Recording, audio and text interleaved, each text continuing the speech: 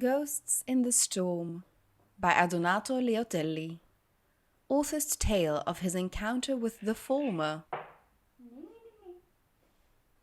For many years now I have travelled the length and breadth of Skyrim, writing of my experiences and my adventures. I have seen many wondrous sights and many strange creatures in my travels.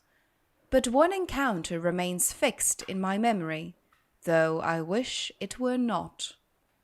I had taken up travelling with one of the Khajiit trade caravans that crisscross Skyrim, peddling their wares outside the gates of the large cities.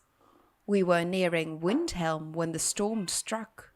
It was a violent and terrible gale, one of the very worst I have seen in all my long years. The winds howled like all the Daedra of oblivion, and the driving snow made us blind to the world. Risad called a halt, and we staggered from the road, our hands held over our faces to ward off the stinging pellets of ice. We huddled together in the shelter of a copse of pines. There was no hope of raising our tents. The wind would tear them from our hands the moment we unpacked them. They struck at the height of the storm. There were perhaps half a dozen of creatures. It was difficult to say, as the blowing snow and howling wind overwhelmed our sight and our hearing. They were roughly man-sized, but hunched over and ugly. For garments they wore only rags and leathers. They were armed with daggers and swords of various kinds, no doubt scavenged from their previous victims. They had no noses to speak of, only long slits for nostrils, suggesting a distant kinship with the elves.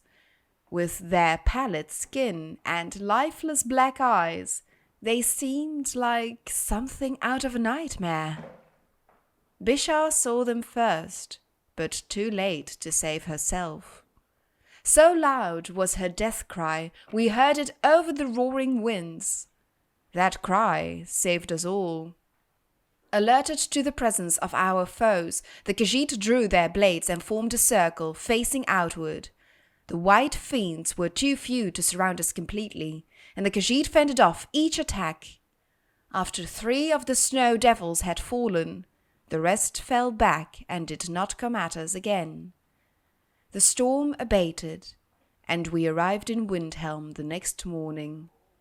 I have taken up residence in Candlehearth Hall, and I find I am quite comfortable behind the towering stone walls of the city.